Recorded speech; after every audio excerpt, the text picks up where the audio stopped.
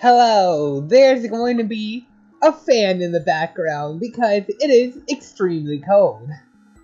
It's actually snowing outside, like snowing enough so the snow sticks. And it's pretty nice. But it also means it's pretty freaking cold. However, my grandma thinks it's quote unquote burning hot. So I can't turn up the temperature.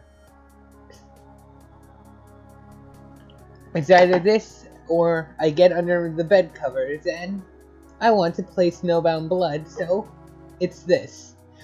If you cannot hear a fan sound in the background, just completely ignore everything I just said. I'm pretty sure it's picking up though. Anyway, Volume 4 of Stagecraft and Survival. I want to see this. Oh yeah, also, Volume 8 came out. Doesn't matter as, I'm not there yet. Legitimately cannot tell this person's gender, though.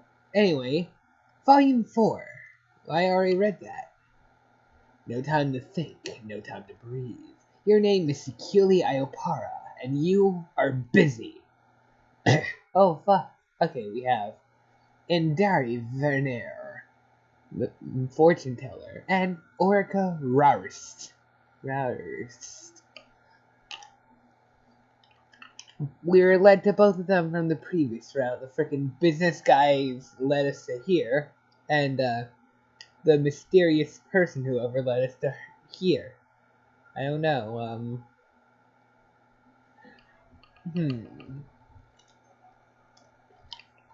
I'll be honest, I was pretty hyped for Orca, so I want to do that first. Here we go. Boop. Orca Roust is in danger. How the fuck do I pronounce her last name? That's the conclusion you came to, standing in a cornfield and staring at a photograph in a blurry face. You didn't even think about it. The next moment you are on your bike and gunning it out of there.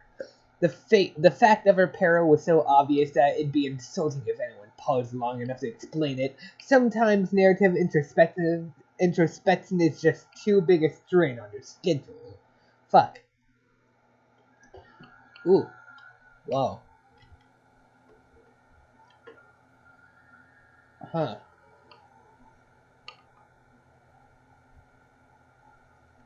It looks really nice. All the backgrounds in this are drawn fucking fantastically. It's beautiful. Anyway, you threw all caution to the wind, racing at top speed to get here. But now, making your way down to the shoreline, you've had to ask the wind for your caution back. You'll need it, this close to the depths.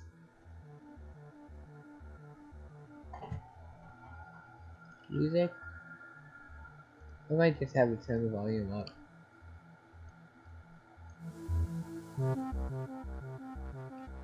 Oh no, we heard that before. Turn you up to 10 for now. Nobody lives on the coast without good reason. Repeton hostile terrain is still nothing compared to the Icarus, obsidian-tinted, Eldritch-infested nightmare fuel that is its seascape. The notion of a holiday doesn't really exist in your culture, and the notion of a beach holiday exists even less. The idea that anyone would... Ah, frick. The return. The idea that anyone would ever come to such a place for relaxation is unfathomable. Equally unfathomable are the depths themselves, since nobody knows how deep they go. They might as well be bottomless. The powerful smell, which got steadily stronger as you drove towards the coast, is now threatening to overwhelm you. Your acid tubes aren't so much heaving as they are writhing with agony. It's basically the most disgusting thing you've ever smelled in your life. Think rotting flesh, and then dial that up to rotting everything. That's what your honk sniffer is dealing with right now. It's like if someone directed an open sewer into a landfill site, which happened to be built next to a world-encompassing mass extinction zone. It's like that because that's literally what this place is. Oh. What the fuck? I want to see what's in the depths, you know? You hate coming here, but you have no choice. As you make your way through the trash dunes, piled high with junk and worthless garbage, you can't help but reminded of something, or rather, someone. Maybe it's the way your insides are currently suing for emotional damage, but something about wading through a little literal shit show of cultural diatribe and filth brings her to mind. What would she say if she could see you now? The very thought of her gloating over you for this melodorious misadventure makes you grind your crunch stumps in irritation. It's not like she's above any of this, though. Hell, she probably delivered some of this stuff personally. It's a pity she didn't throw herself on the pile for good measure. You leave this train of thought hastily on top of the trash heap that inspired it. You've got to stop getting distracted. Didn't you mention you're in kind of a hurry at the moment? You're heading for a system of caves carved out of the promontory in the distance. That's where Orica lives. When she was first relocated here, she said that the bluff reminded her a lot of her deadly departed Lucis. You've never understood what the hell she was talking about. It's just a funny looking rock to you.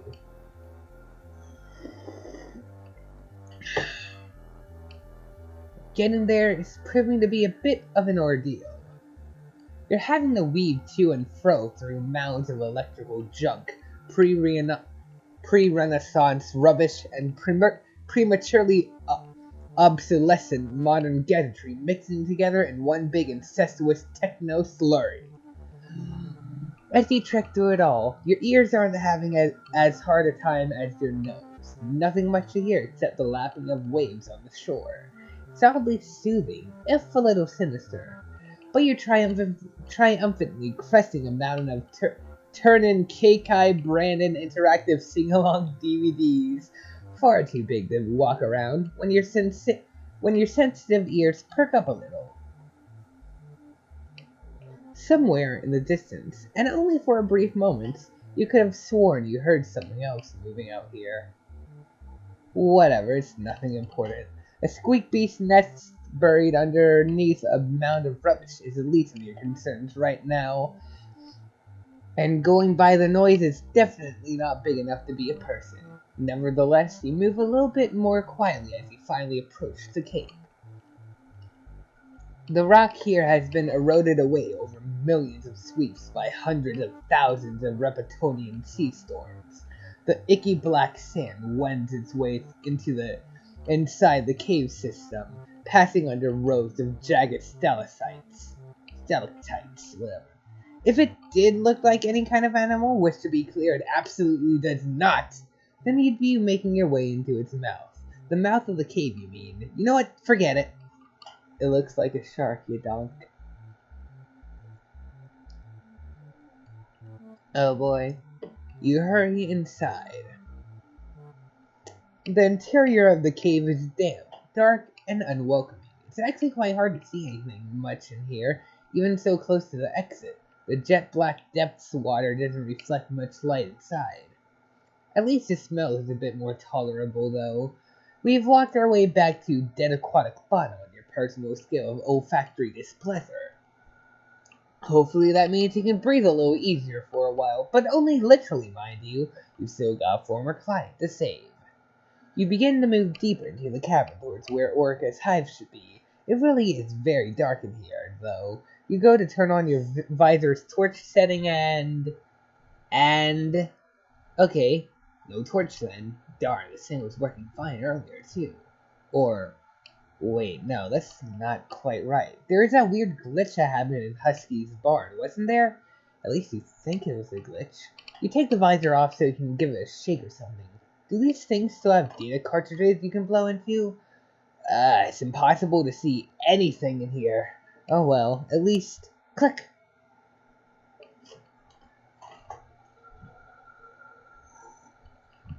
Those are guns.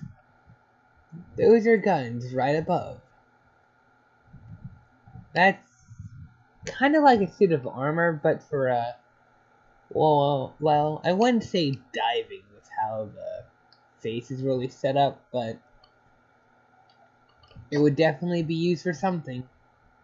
Then the rest is just various trash. Don't know what those are, but they look like soccer balls. Lots of things start happening all at once. The lights in the cavern come on out of nowhere, nearly blinding you. A low rumble starts up and the floor of the cave begins vibrating. Over the top of that low bass hum, a klaxon shrieks and wails so loud that our killer sponge clots sear in pain. And behind that, you hear the telltale sound of weaponry being engaged. Oh, motherfucker.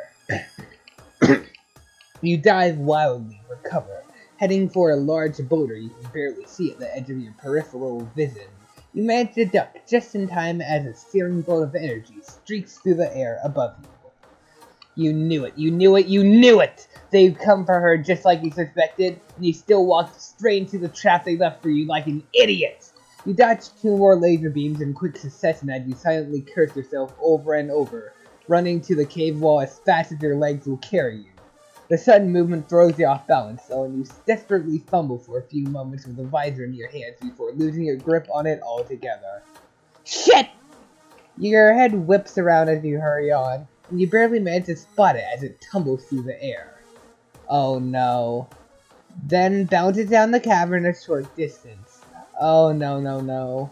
Before settling in a suspicious-looking divot in the floor. Boom! A small fireball engulfs the middle of the cavern, narrowly missing you. The noise is deafening. The heat from the explosion flares angrily against your skin.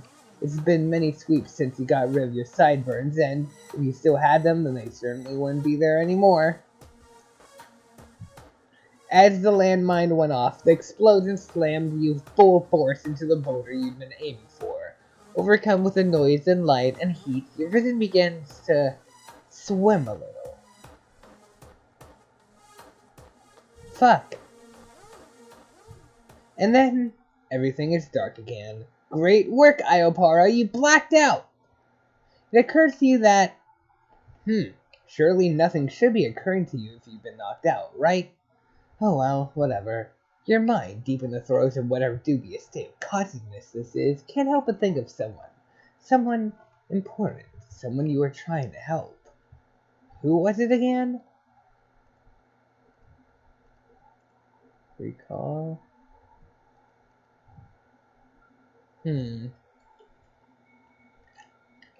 They are different. Recall. On any other day, this would be your go-to choice, but honestly, after what happened in the cornfields, you're kind of hesitant to try recalling anything for the time being. That doesn't stop you from straight-up lowercase remembering stuff, though, so you give that a try instead. Remember, something was messing with your recalibration earlier. Remembering is likely the safest option. It's possible that this distinction makes absolutely no sense, but you don't give a shit about that. Now, who was it that you came to see? Oh, Omicron? No, that can't be it. Orissa? No, that's not right. Come on, this is important! Your memory is supposed to be perfect, damn it! Or orifice? Definitely not. This is a nightmare. You have to remember. You have to. You can't forget anything. Not now. You can feel it right on the tip of your gestation frond. Oh, Rick. All at once, the memory of Orica leaps out of the blackness and smacks you in the face hard. Ouch! You suppose that's what you get for letting her slip your mind, though. Orica Rosw was one of the strangest assignments you ever had before the one occupying you presently. Honestly, it's a bit much to get into right now. To cut a long story short, sweeps ago she ended up in big trouble, and you were asked to bail her out of it. But not the money kind of bail, more the chuckling pails of water out of a sinking ship kind. You know what? Since neither legal systems nor boats are really things your culture does, it's really weird that bailing someone out isn't expressing your language at all. Really makes you think. Oh right, you're supposed to be thinking about Orca. Your head. She's always been somewhat of a mechanical genius, but the problem with genius is that every so often it can make you do something very, very stupid. Anyway, she was a high blood in peril, and the mob wasn't interested in arguing with both you and your sword, so you got her off the hook eventually, but not without some complications, medical ones.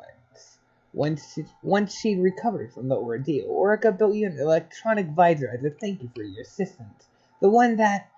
No, you can't deal with that all right now, it's too much. She was rehoused to this cave in secret, far away from anyone that might try and hurt her again.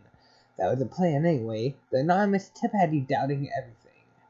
You understood the danger the moment you saw the photo, because if she's been found, then who knows what could happen. Who knows what is happening to her right now? You've got to help her, now! The memory of Orca leans in and smacks you around the face again, fucking ow! But then you realize that this isn't a memory of Orca you seeing at all. It hits a little too hard for that. Oh boy.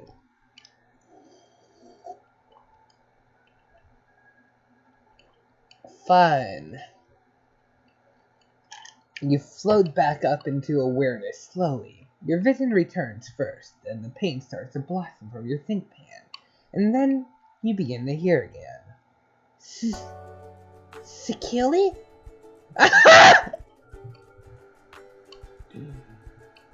Why?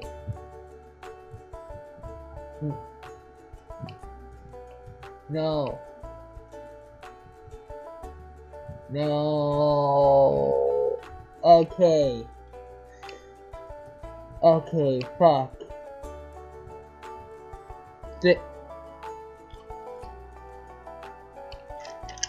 I just realized I made a fucking terrible mistake with something.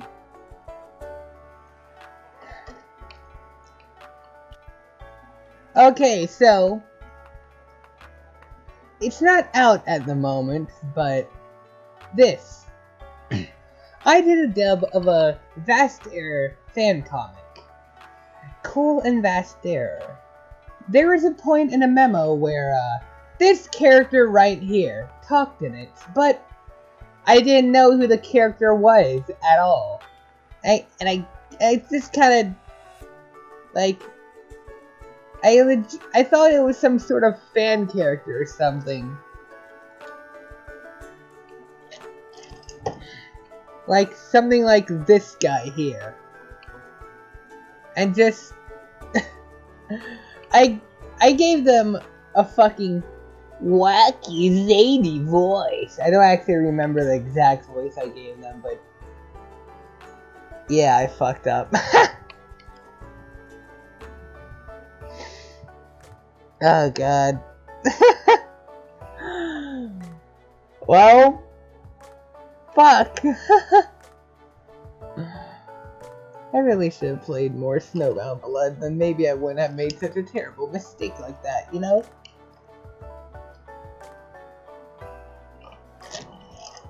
How long has it been since I played this last?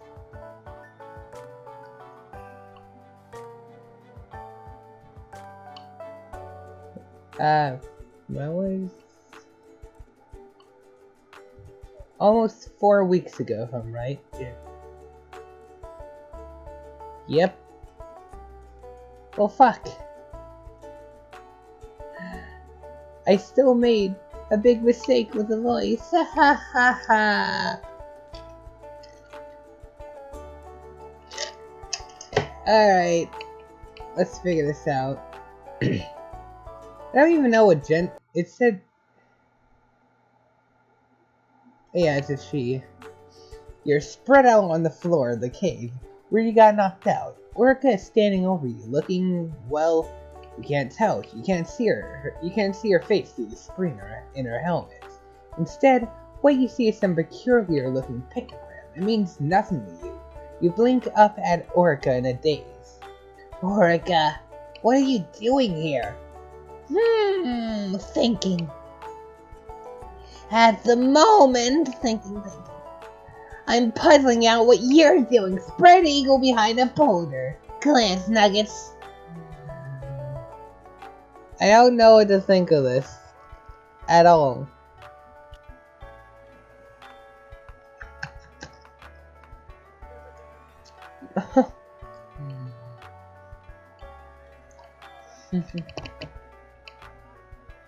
Gee, can it be that you came to visit me? I suppose you could say that. Of course you were here to see her. You can't think of any other conceivable reason why anyone would be seen dead in this place. Hell, you very nearly were seen dead in this place. Orca doesn't seem to pick up on this point because it was made silently and in your head, which incidentally hurts like a bitch. Instead, she claps her hands together in apparent glee. I knew it! So good to see you, Secili. Or should I say, Cecily? The fucking emojis.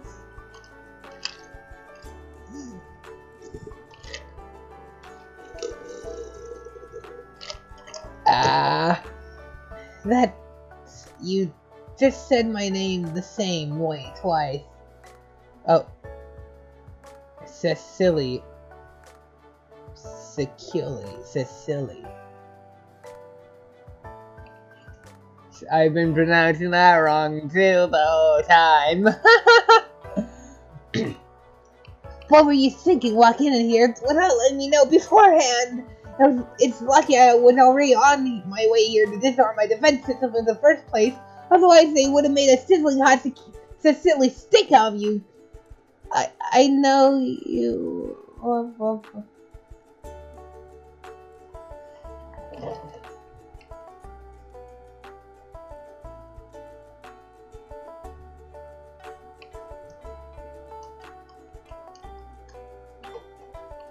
If you know what I mean. Okay, fair. But for real, Cess, why didn't you tell me you were coming? It's been so long since you last came to see me. Orca, what is going on here? I thought you were in danger. I was tipped off that someone had managed to find out where you lived and feared the worst. I didn't really have time to bother with a courtesy call. Not that I could have called you in the first place. You don't have a voice connection here. I don't know how to work that ridiculous website you insist on using for communication. You're having a hard time keeping Orca in focus. Seems like your pan took one hell of a knockback there. It doesn't help that she's got that bright screen in her helmet pointed right at you, flashing those weird esoteric symbols constantly as she talks. Okay, well, first of all, Discord isn't a website, stupid. It's a chat client. The two are completely different things. Oh boy. It's not just any old chat client, but the original non-corporatized, independent real-time communication engine. One that was cruelly deposed by big business interests in favor of that shitty branded thing that just rolled out. Fuck.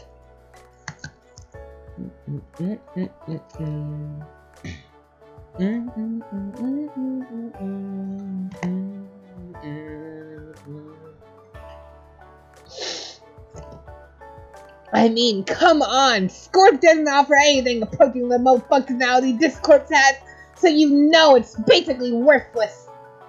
Not to mention the security has loopholes out the ass, which is a whole other kettle of Orca. Okay, yeah, maybe I'm getting a little off track here. So, to what do I owe the pleasure of finding you all akimbo on my cave floor? Like I said before, oh right, no, I remember you got some shady tip that I was in danger or something and raced all the way here to see if I was okay. And honestly, that's really touching and I appreciate you coming, Cecily, no matter what the reason. But, well, not to burst your bubble or anything out of pocket, but does it really look like I'm in much danger of getting stuck up on? She waves a hand vaguely about, gesturing to the scorch marks on the floor of the banks of laser cannons embedded in the walls. You have to admit, it's a pretty impressive defense system she's got going on here. Certainly a hell of a lot more comprehensive than Husky and their friends had in the cornfields. They had a defense system? Or do you mean like them doing it by hand? The people being the defense. I have to admit that it's a pretty impressive, defense system you got going on here. Did you install all of this yourself? Oh, oh my god. Oh, well, you know, lots of time on my lonesome equals lots of time for these little passion projects. Especially if it's a passion fueled by my desire to not get mauled by people with an axe to grind. Chumps just do not know how to behave themselves. But if they want to take it up with me on my later turns, then that's a them problem. Now, you guess she has a point? Maybe? You've always found it a little hard to follow along with what Orca says on account of all the code slang and acronyms she throws around. Or I suppose I should say it was a them problem. Like I said, I was actually on my way here to turn the system off. She offers precious little explanation, but you're not really bothered about that. The fact that this system exists in the first place is a bigger concern of yours right now. You know, if you've been having a lot of difficulty with unwanted attention, then this is the kind of thing you should bring up with a corporation. I know you don't like to talk about it, but you're a member of an officially endangered hemotype, and that entitles you to certain protections. If you took the time to install a voice connection here, then, well, the air has aligned specifically for you to make him aware of problems like these. It would surely be a less taxing use of your skills than building a makeshift fortress out of domestic waste. So what you're saying is, I should just dial up the corporate cops? Well, sorry, but I'm just not that kind of person. Why would I let some goons from the corporation have all the fun wailing on those nook-suckers? I mean, come on! That sets a blatant expropriation of my suffering. Well, okay, nobody would be wailing on anyone else. We have no idea what a cop is supposed to be, but whatever. And why would I want to talk to this stupid little sister anyway? I mean, LBR, the guy's a total weenie. You think I'd ask that double dweeb for a favor just to make him look good? He'd spend the whole time prattling on about social responsibility and how he's gonna fix everything with recycling paper or whatever. Strolling on and on while looking mournfully out of his window, forlorn and shit like it's seagulls at the aquarium. Pensive... what? Oh fuck. Oh god, oh fuck. Oh no.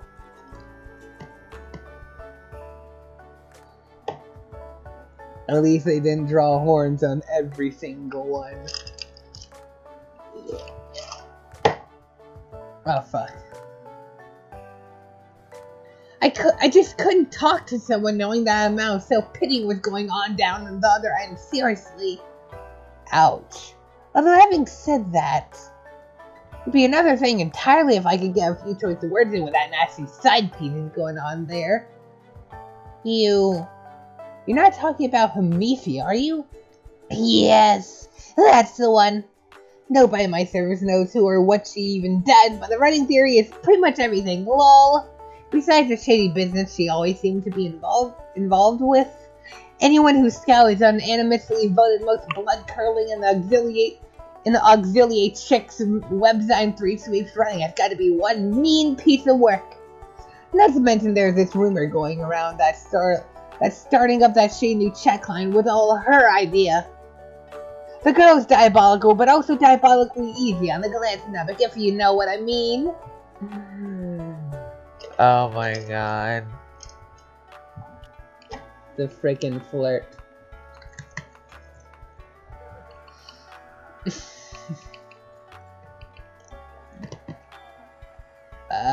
God, this is genuinely kind of awful. Not only is Hamifi a bit young for Orca, but you basically raised her and her betrothed yourself. Listening to this is making you feel a bit weird. And besides, isn't Orca Isn't Orca seeing someone already? You remember hearing something about that a long time ago. Then again, you might be getting your quadrants mixed up. At this point, you're having a hard time remembering what all of them are even called. Oh, no, you're right. I'm still going steady with Ron. Don't worry about that. But we've been pretty firmly in the red for a good while, and sometimes the girl just gotta loathe, you know? You suppose you can't understand that, at least. Boy, do you love a good loathing. The topic of romance isn't one you like getting into, though, and especially not with someone quite so, well, so Orca. Your gaze wanders a bit, trying to avoid looking at her helmet screen for too long. You settle on a smoldering crater a short distance away, where your electronic visor met its untimely end. Oh fuck. Oh no. Fuck. Well, that's fun. All at once, the reality of the situation hits you. That visor was your trusty partner for sweeps, the only piece of tech you actually knew how to use. It hasn't. You haven't simply lost a handy tool. That head screen was more to you than just an accessory. It was. No, you can't say it. And now, it's gone forever, tragically exploded. You're having a hard time even understanding its absence. You're definitely in the denial stage right now. The pain is too much to bear. Speaking of pain, your think pan still hurts like crazy from when you slammed to that rock a while back. You put a hand to your temple and wince. Seeing this, Orca looks a bit concerned. Everything alright there, sis? Did something happen to you? Alright, yeah. I guess I did just unleash a barrage of laser artillery at you, Lamau. Well, that's all ichor under the bridge, I suppose, and absolutely not worth dwelling on for any length of time. And speaking of not dwelling, we should head back into my hive. It's not really safe all the way out here. The splitting pain makes it kind of hard to talk, so you're absently nodding along with a lot of what Orga says. Only figuratively, mind you. Actually nodding would likely be just as painful. Orca begins to head deeper into the cave, indicating that you should come along with her. Follow her inside. The two of you begin to trudge your way through the cavern in the direction of Orca's hive. The cave system inside this cliff essentially consists of one long winding tunnel, which with several smaller tributaries branching off either side. It's pretty easy to navigate even without Orca's help. You try to keep chatter to a minimum on account of your injuries, but something catches your eye after a few moments of walking that you can't help but remark on. Orca, what is that thing over there? You point towards a little alcove tucked into one of the walls of the cave. It's not the alcove itself you're interested in, but rather what's inside it. It looks vaguely mechanical. Orca looks to where you're pointing, looking a bit startled. You think she is at any rate. It's hard to tell what she's thinking with a scream in the way of her face. Oh, that little thing? It's nothing important. That little thing is, for convenient reference, about 8 feet tall. Whatever it is, it's constructed out of a whole lot of scrap, assorted bits of junk, and who knows what else. It's a little bit freakish to look at, and yet, somehow, it seems familiar. Oh no. Oh hell no. Wait a moment, Orca. You don't seriously mean to tell me that you've been building more of your little machines again, do you? You can't see Orca's face, but you get the sneaking suspicion she's avoiding your gaze behind that screen. Can we, not talk about this, maybe? I signed an NDA, remember? And besides, the topic is kinda, Oh my god, Orca, what in the All-Mother's name does a non-destructive agreement have to do with it? Other than the fact that it's the reason why you absolutely positively cannot be building another one of these contraptions. Why do you think they made you sign the document in the first place? Because it looked nice mounted in a gilt frame on your wall? I mean, That was a very nice frame we got put in. Thanks for that, by the way.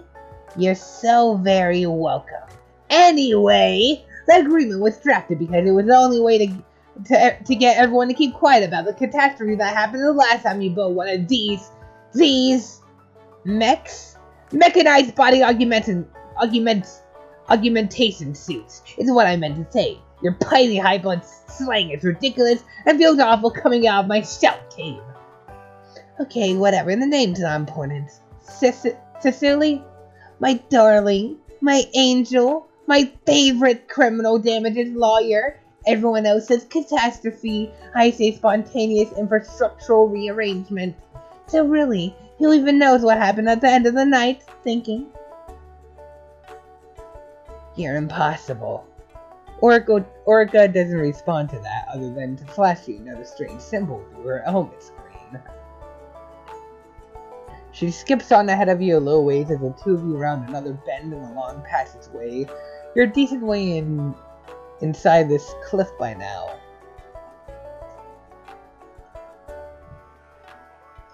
Suddenly, oh, fuck. Oops. Suddenly, the cave opens up into a wide, high-walled cavern, so large that it's hard to make out the ceiling in the dim light. By far the most notable thing about this cave, though, is the 3-story all-motherfucking mansion that's sitting right in the middle of it. What?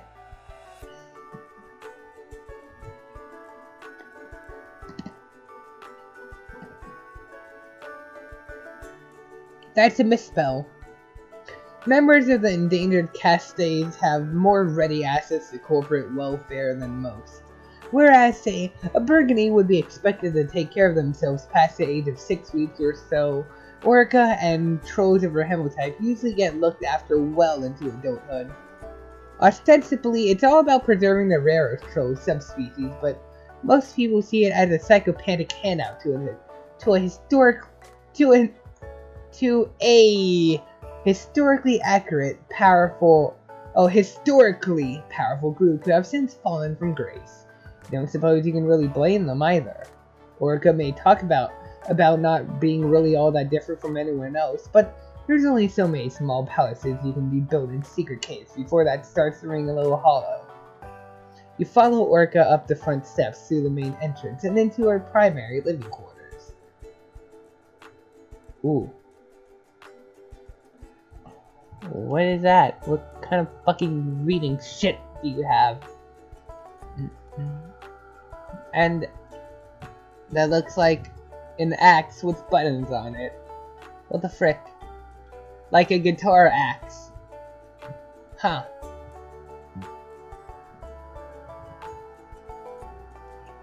Other than that, there's not really much.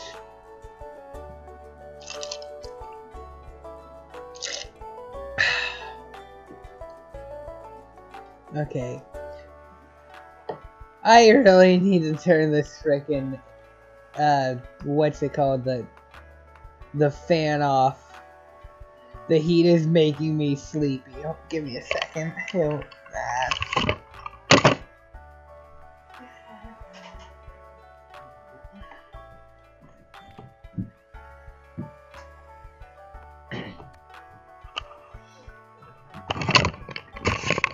I probably should have paused that, but The hive has changed a lot since the last time you were here, back when it had just been built. Well, that's not quite true. The hive itself isn't all that different. The mess is, though. It's nothing compared to the landfill outside the cave, but you can hardly step anywhere in here for fear of treading on something. Or worse, in something. That's an important, if yucky, distinction. Orca, I apologize if this comes across as somewhat of a criticism, but what is this plethora of putrid-smelling garbage doing in your laser cube? I know you use it. I know you use this stuff for your various engineering projects, but this is beyond absurd. I have exceptionally good vision, and even I'm having trouble seeing the floor. That's an exaggeration, which is unlike you. Her room isn't that bad. Yep. Maybe it's the blood in your eyes that's talking. Seeing at all, it's pretty hard right now. Orca didn't seem fazed by your fussing, though. Well now, sissy sweetheart, if you think this is bad, then you should see some of the other blocks of this place. You get the feeling that you most certainly should not see any of the other blocks in this hive. If nothing else, you'd be committing some poor background artist to taste of extra work. As for how it got like this, well, honestly, I have no idea. I mean, one day you start doing a bit of tinkering with available resources from a nearby waste disposal zone, and before you know it, you're having to quarantine whole wings of your hive because of the smell. You know how it is. You so utterly don't know how it is. Orca, look, I'll be honest. My sink pen is killing me, your hive is a total disaster, and I'm rapidly losing my grip on the very reason why I even came to see you in the first place. Fuck. I'm back. I am not any less tired, but I got myself frickin' soda. I don't know if it'll actually wake me up, cause, I don't think sugar does actually result in sugar highs or whatever, cause, that has never happened to me. At least not that I can remember. I think it's kind of a placebo thing, like, if you believe that sugar is going to give you a sugar high, then it's going to give you a sugar high. Otherwise, it doesn't. I don't have any proof of that, but I think that's how it works. Oh no. I thought you were in danger. I'm not especially sure what I was thinking actually. I just knew that something was up. A lot is happening at the corporation right now, and none of it is good. You explained to Orca about the whole Vivifier blood murdery situation in lots of detail.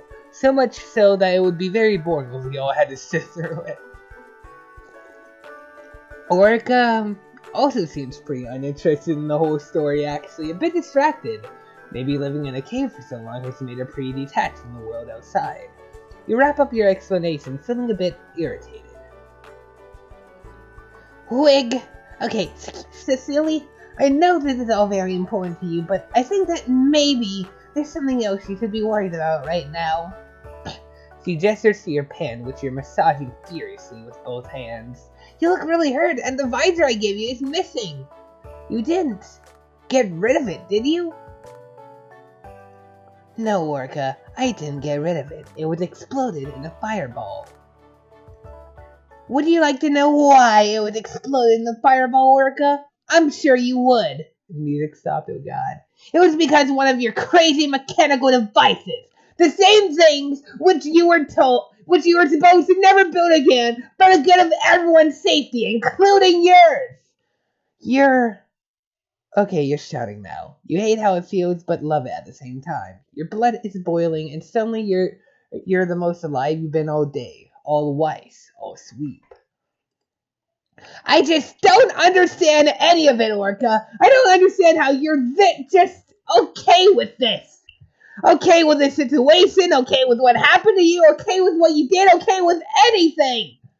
I could very well have died, Orca, or what's worse, been injured past the point of medical aid. I was beside myself with worry about you. I thought you might have been killed, and then it turned out to be a complete waste of my time. In fact, it turned out to be even worse than that. My time has not so much been wasted as it has been fucked over completely. Because how am I supposed to even complete my objective now that my visor is... The next word sticks in your chew. An old wound flares in pain. God. Oh, mother of fuck. You topple haphazardly down in a chair, dizzy, deflated, and nauseous.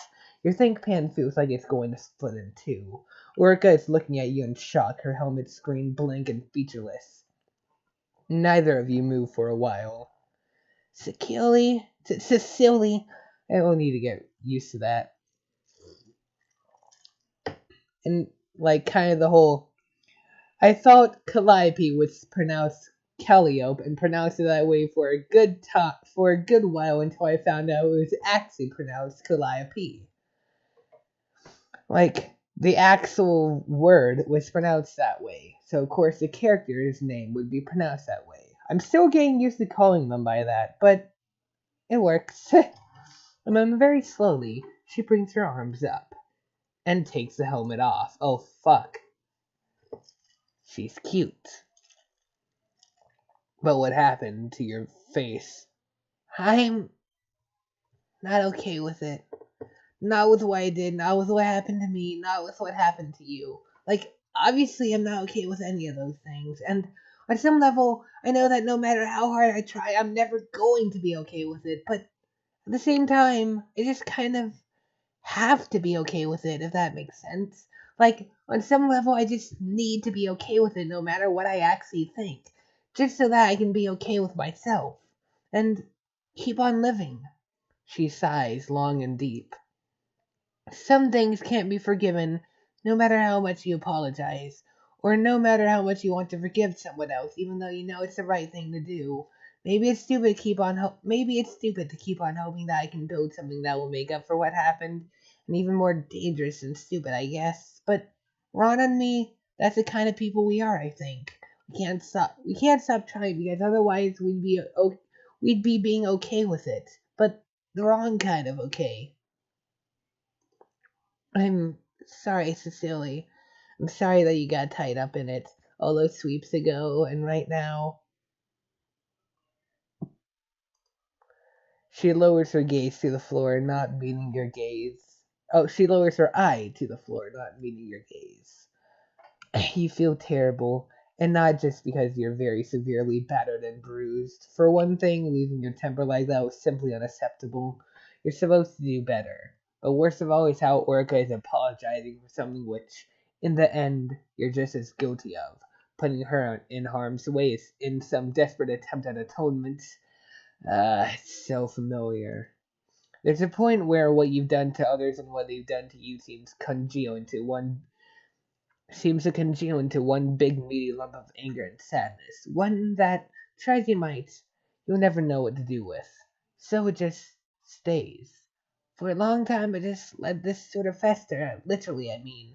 A lot of what you're looking at right now happened because I got hurt and just didn't care enough to tend to things until it was too late. But part of being okay with things is learning how to be okay, I think. So that's what I've decided to do. She nods herself, perking up a little. I've been teaching myself first aid. It's not much at the moment, but hopefully one day I'll be able to do something useful with it. And bodies aren't really that much different from machines, so I'm basically halfway there already. Lol. So here's an idea. How about I go get my things and we can patch you up, and I'll see about replacing your visor while I'm at it. That sound good, sis?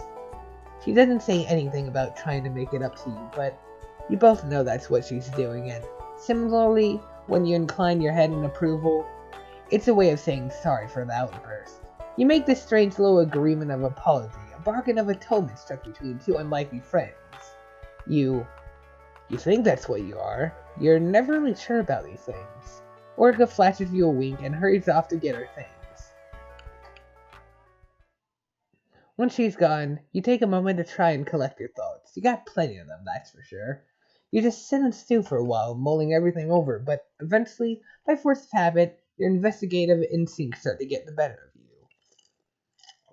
Something is up, and you don't know what it is. So, you do what you always do when something is up. Root around in a pile of trash until something presents itself. You get up slowly and carefully begin poking around the room. There's a lot of stuff here, so much that it all starts to blend together into one big massive visual noise. But there are some things that stand out amongst it all. Over on her desk, you can see the remains of some old electronic devices that she probably gutted for parts in order to build one of her contraptions. Next to that is Orga's computer, which is still turned on.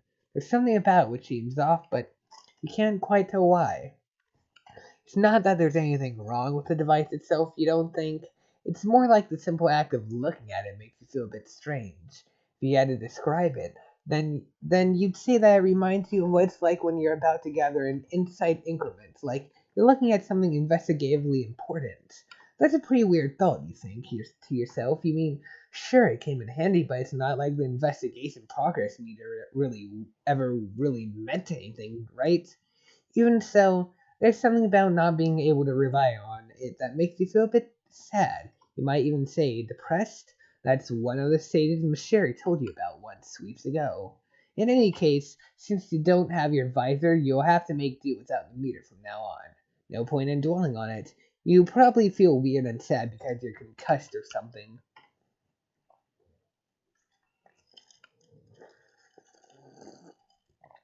She she she said she was getting us a new one though, right? Like she would see about replacing it. I don't know. Ditto for this feeling about the computer, probably all in your head, and yet the longer you're in the room with it, the more certain you are you have to look at it. The screen is calling to you. Well, there is an investigation going on, and you're the chief regulator. You're quite sure there's no significant ethical boundary being crossed here.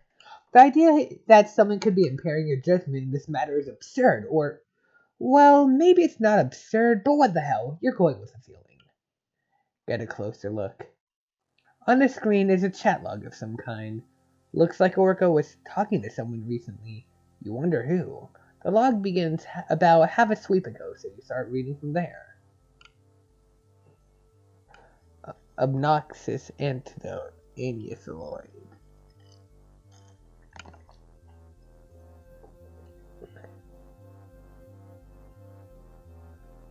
Let me just... Okay, just so I can be sure about who it is. Sorry for going to a completely different comic. I think it'd be around here. Somewhere. Somewhere. Right here. I would be Discord Glove. What is that? Okay, they have a completely different. Okay, I can't tell who they are from that then. I guess they're AA. I don't know what to expect from Obnoxious Antidote, so I'm just gonna give them the colder voice. Hello there. Oh, hi. How are you? I'm okay. I guess it's working on a personal project at the moment. I'm glad to hear it. Personal projects are wonderful, aren't they? There's nothing like dedicating your time to something you really believe in and then seeing the effects of your handiwork. Yeah, I suppose that's true. That'd be rude, OA, but do I know you from anywhere? Ah, of course. You're right to be suspicious. I could be just about anyone sliding into your DMs, couldn't I? Let's just say I'm an admirer of yours. I recognized you in the anti-corporate antiquarian blogger server. Oh, I love meeting new people from ACAB. Hi there. But an admirer? I don't know what I could have done to deserve one of those. Oh, come on. Come now. Let's put yourself down terribly. You seem to be rather well known in certain circles, AA. In fact, I'd go so far as to say you should be famous. Nothing much out of the ordinary here, you don't think? Although, no, it's probably nothing. You skip ahead a few wises, keeping an eye out for anything suspicious.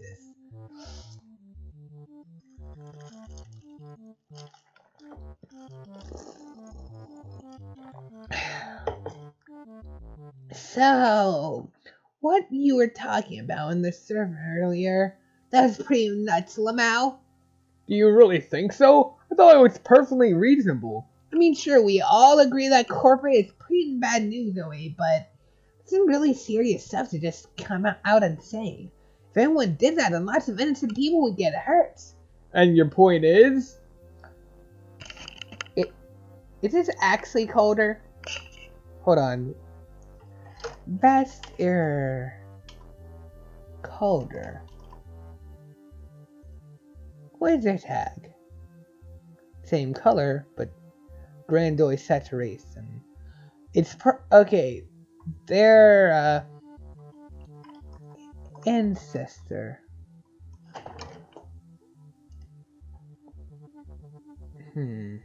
Frick. Oh. Okay,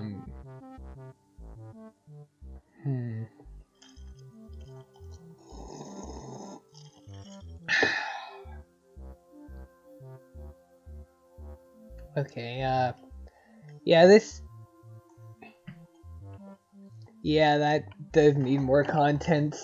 Conveniently, it's missing the content that I was looking for. Ha ha ha ha. Okay, I'm just...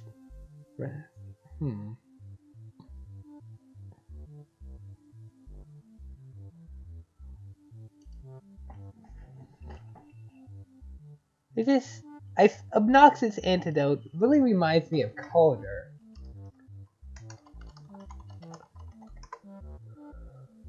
Minor characters. Noxious. Oh, he harasses people online until they end up killing themselves. His handle is obnoxious antidote. Oh. That's probably the point I should stop looking into it. Oh, fuck. I would have thought that you, of all people, would understand where I'm coming from, AA. And besides, you agree with me, right? That there's something wrong with our world, something festering underneath its surface. There's nothing wrong with wanting to cleanse what's been infected. Maybe you should try it sometime. Wait, what? This doesn't look harmless at all. You skip ahead some more, a horrible feeling is settling into your attitude. You reach a point where Orca drops her quirk entirely. That definitely can't be good. We need to talk. To what do I owe the pleasure? Oh, quit it with a fake polite shit, OA. I know that's all a fat lie. Just like your typing color, your quirk, and everything else about you. I should have realized who you were the moment I saw your handle. I haven't the foggiest idea what you mean. Have I done something wrong? I think you know that I'm far from the only one of us who's made mistakes. Listen, you bastard! We've all done some crazy shit in the past, but this stunt you just tried to pull with Tiro was so fucked up! Not to mention CC and RC and GW, and those are just the ones we know about. You need to leave and never come near any of us ever again. Oh, Orca, this kind of behavior is really unbecoming of someone of your caste. Okay, how the fuck do you know my name? Oh, I know lots of things about you, Orca. Like I said, you should be famous.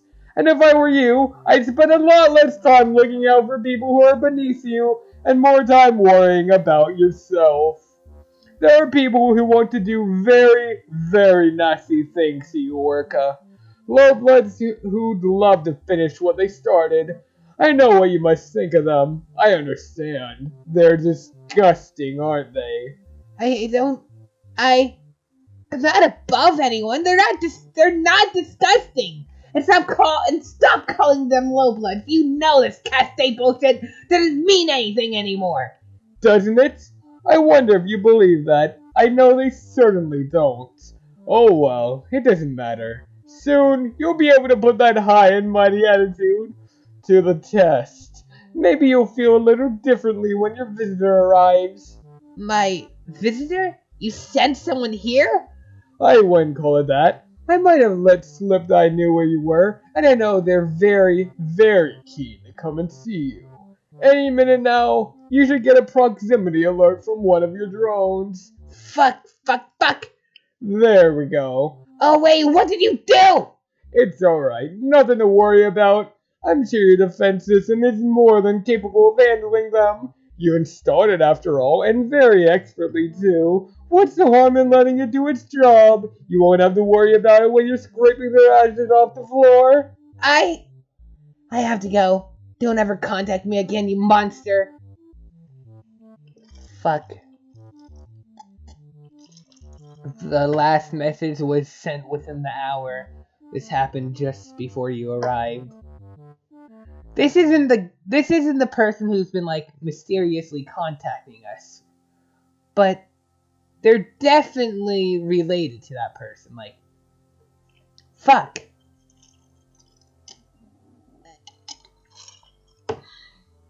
Uh, their name... No, their sign is dissolved. Is their name Noxious? I...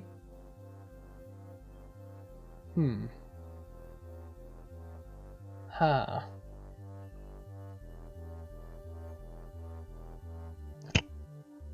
This...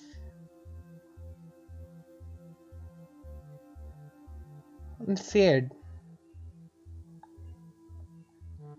It does... Okay. Noxious. Anything else?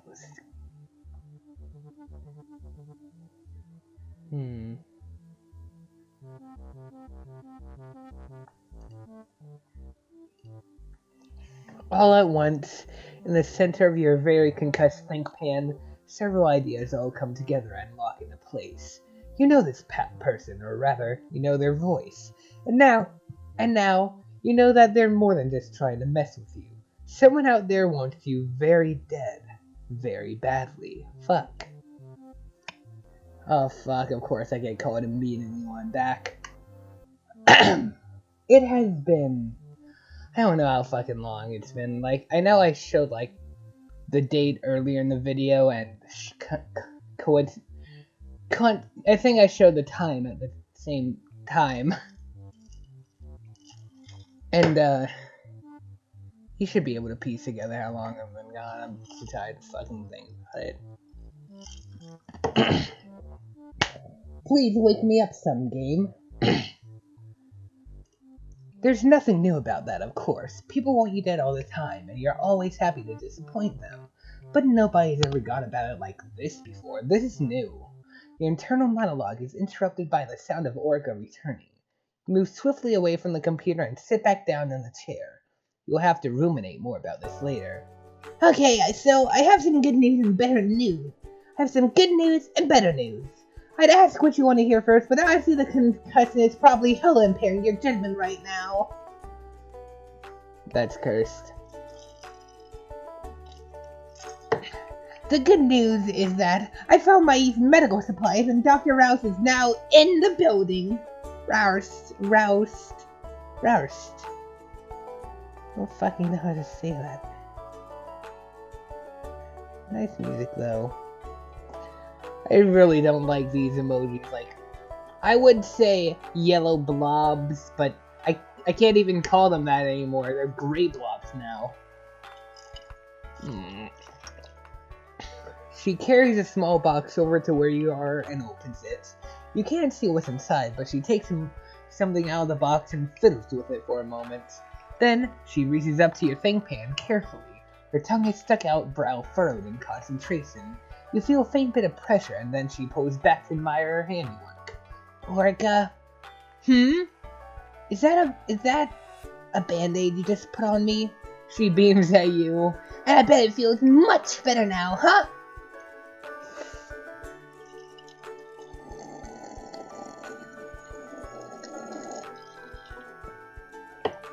This is it. This is where we die. You don't have the blood pressure to tell her, not after everything else that's happened tonight. What the fuck? Thank you, Orca. You're going to need to see Mashiri and a stiff drink after this. Maybe both at once. Especially if this is any indication as to what the better news is going to be like. You get the nasty feeling it's going to be something to do with Orca's other, more mechanical area of expertise. Oh boy. Orca goes back to fetch something and then returns with it cupped in both hands. Okay, so for this one I'm gonna need your help. She holds her hands out towards you and then shows you what she's carrying.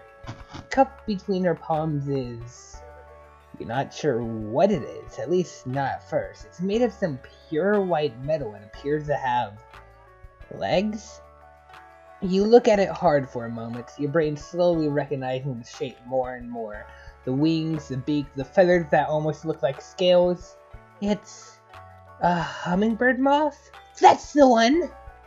You haven't seen one of these since your Lucis died. She's pretty cool, right? All I had to do was modify one of the drones I have roaming out in the trash dunes. They help me scout for parts out there so I don't have to spend so much time digging through mountains of useless garbage to find anything good. And they also let me know if anyone's nearby, just in case, well, you know. Anyway, I just tinkered with this one a bit, and now she's yours. You okay, Cecily? Yes, I'm... Just the smell in here makes my glance nuggets perspires all. I'm fine. She's beautiful. I know, right? She tips the hummingbird moth drone into your waiting hands, looking very pleased with herself. You stare down at it for a while in silence. Then she seems to remember something. Alright, I should probably tell you how to turn it on. Lamau! I know technology is something you have a bit of a hard time with, Ceci, so I made it real simple for just for you. I appreciate it so very much. Lamau, that's just scathing what I know and love. Scathing Cecilia. Oh. I appreciate it so very much. Lamau, that's the scathing Cecilia what I know and love. My treatment is working already. Okay, to activate her, all you gotta do is press this part here and say something. Then she'll imprint on your voice and that's all there is to it. I see. That does sound very simple, but what to say? You're Cecilia Iopara, and you don't say things without due consideration. Your every word is calculated, every utterance straight and to the point. Like your very straight, very pointy blade. If you're going to activate this thing, it's going to have to be with something good. You close your eyes and cast your mind back over the events of the night, and then back even further. Wises, blinks, sweeps, until a memory from a lifetime ago catches your attention. Fuck. Wow! Oh, guys, did you volume reset? No, it didn't. I had to, like, actually go. But, I'm back to, like, do the rest of this. Oh boy. Anyway, you're sitting in the temp office, one of many you visited in those days. Some faceless person was trying to walk you through the pain with nothing but a handful of important words. You choose one, like you're picking a card for a magic trick, and then you walk back through the long sweeps with it, feeling its weight grow with the time. You know what to say. It's a word that you never quite got the hang of. It's not in your nature most likely, but it'll do for now. Acceptance. Oh fuck, I was literally right at the end. That's adorable. That is extremely adorable. So who's this frickin' heck trying to get them to die? Who the frick? Anyway, other half of Volume 4. The fucking Indari Vernier. They give me like vibes of someone. Look at them. Frickin' all high and mighty. They have the galaxy in their frickin' face. Yeah, these two character artists have very different art styles. Oh my god, I just noticed. Look at the fucking horns. Look how much they change. Oh god. Very noticeable. You're done with operating solely on assumptions after your last dead end. Still, you know the importance of digging into any lead you can get, especially now. Said lead may stem from a moronic claim given to you by a less moronic than you had hoped individual, but you have a feeling that Indari Vernier may be able to provide you with the useful information. From the metaphorical waste basin of former dead ends, your very own Boulevard of Broken Dream. You feel a promising case starting to emerge. One potential connection in particular lingers in the back of your mind. As much as you initially thought it unlikely, you're beginning to realize that the subject of Coach's activity has been too conveniently linked to your search path thus far. Your mysterious correspondent clearly seemed to have a lot to say about it. The relevance of their confounding cogitations there are questionable at best. It all sounds like nothing more than the same vacuous Fake-us nonsense that usually comes with your correspondence tango.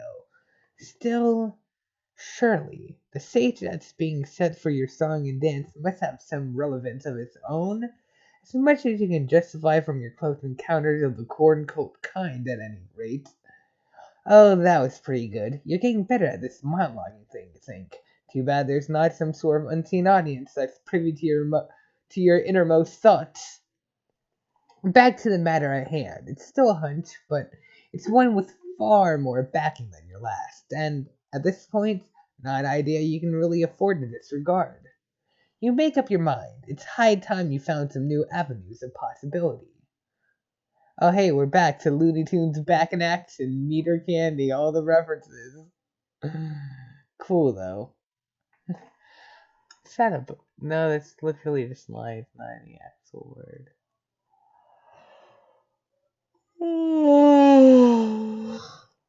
It doesn't take you long to pinpoint your next mark's location. The invasive advertising littering the streets provides you with the information you need before you can even wonder where to come across it. Looks like you're just in time to make it to the end of an ongoing show at Stronghold 21's largest theater. And it's not all that far either. The building itself is an architectural standout, considering it's one of the older structures in this part of the stronghold. Its distinctive aesthetic makes the theater entrance an effortless find, which, really, you're thankful for. You've been through enough toilsome rat mazes in recent memory. Of course, you're also without any sort of invitation or purchased tickets to this event. Not that such a dilemma has ever stopped you before, it certainly isn't going to start now. It's all in the way you carry yourself. A simple display of persuasion here, a little flash of authority there at the entrance, and you're all set. Easy. You waste no time in moving swiftly across the theater's lobby, straight toward the padded doors at the opposite end of the room. Questioning glances you receive along the way are dutifully ignored. From this side, you can hear the thrum of the speakers projecting a single voice on stage. Occasional hoots, haws, and sounds of endearment emanate from what you estimate is a rather large audience. Sounds like a busy show. Not the kind you're very partial to, but you never intended on sticking around to watch anyway. You crack the door open. Oh boy, there are a lot of trolls here. So is this just gonna be our standard magic show with all the tricks you see everywhere? Guessing so. It's a dark, massive room. The only sources of illumination are the various flashing effects and lights coming off the side of the stage.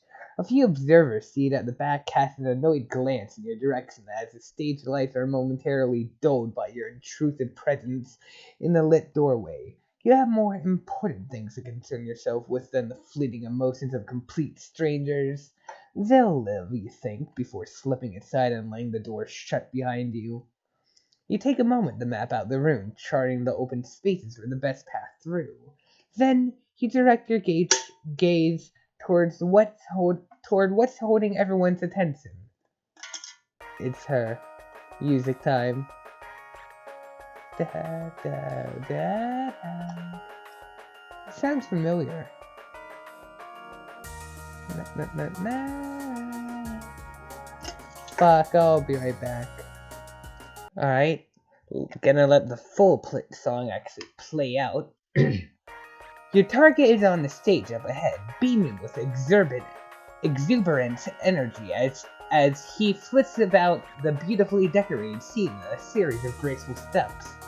Didn't realize that was a he, but alright.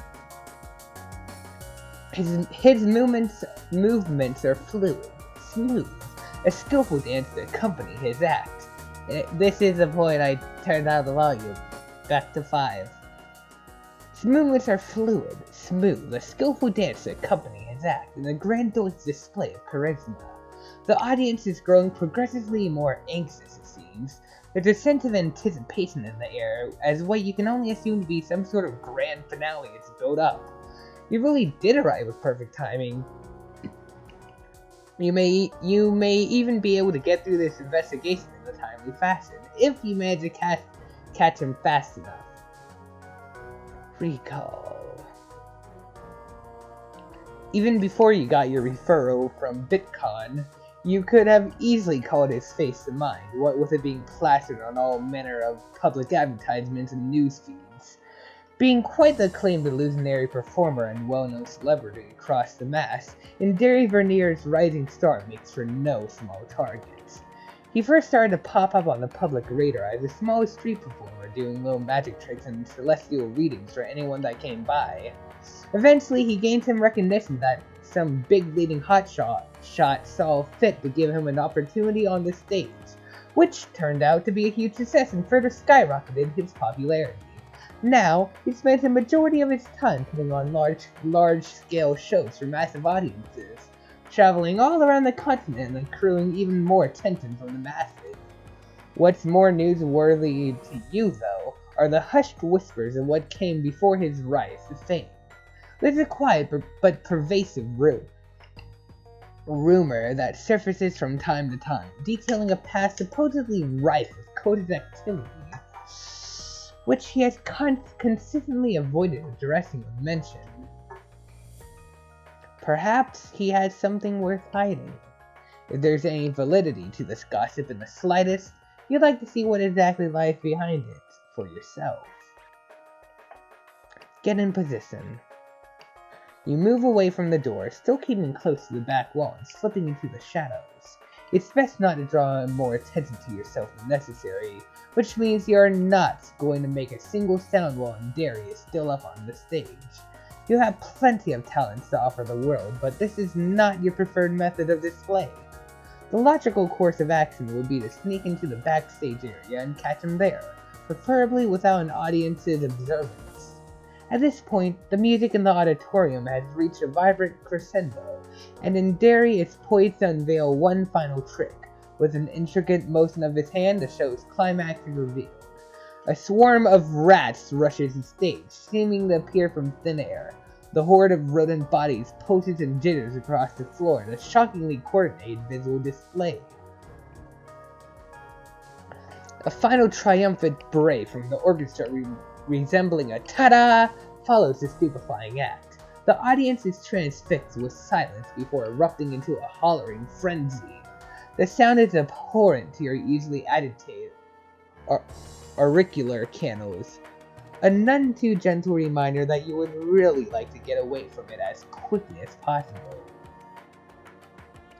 And now just happened to be the perfect opportunity you were waiting for. You use the uproar to slip through unnoticed, making your way past the crowd by staying close to the walls. You dive through a set of doors near the stage. Ooh. Not really much of notes. There's puppets there, though. Signatures, I think. That's about it. Ah, fuck. The backstage hall appears to be vacant. Your guess is that any personnel who would normally be back here is busy helping with either the stage production or the audience. It's definitely not empty, though. Along the length of the hallway, there's an assortment of stage props, costumes, and other typical theatrical junk haphazardly arranged against the walls. Everything is conveniently labeled, including the door you just went through. It only takes you a second to spot the one labeled with a stage sign, where you can expect your target to be coming through any time now. Excellent. Although you'd be considerably more thrilled about this newfound strategic position if you weren't still dealing with all of that awful noise. You assumed it would be at least somewhat quieter back here. Unfortunately enough for you, it appears there's a few built-in speakers lining the ceiling. They must be tapped directly into the stage's microphones. You can hear the vocalizations of the show just as clearly as if you were back in the auditorium.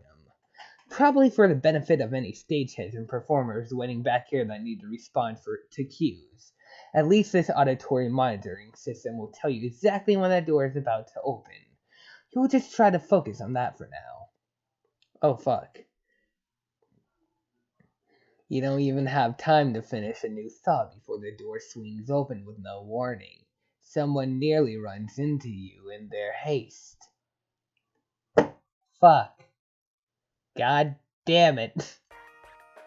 Okay, voice time. How do I speak? I don't want to give them the colder voice, which is technically a freaking Markiplier voice, but like, I don't want to give them that voice too. Plus, honestly, I don't think it fit them. I'll just figure it out as I go, like I always do. Oh! And Darius jumps back, startled. You can't really blame him for not expecting anyone to have been at the bottom of the stairs when he came through. Frick. Pardon me, dear. You're not usually back here. I don't believe I've seen you before. His disposition is sweet, almost sickeningly so. Gives you an unsettling inkling that you're in for another tedious interaction. Still, there's no need to be too harsh too soon. I can't say I'm a freaking attendee, no. I'm Chief Regulator Cecilia Iopara. I have a few questions for you regarding an ongoing case. God, I'm still getting used to Cecily. The frickin' it's Cecily. Frick. I'd also like to make this as quick as possible. I'm sure you've got plenty of other things to be doing, as do I. And Derry's eyes seemed to light up at the prospect, completely dissolving any prior hint of wariness in his expression. Alright, yes. I thought you might be coming by sometime soon. It's an honor to meet you indeed. I'd be happy to provide any assistance I'm capable of. I'm sure you're already aware, but for the sake of return formalities, my name is Derry Vernier. God, I could use a fucking drink.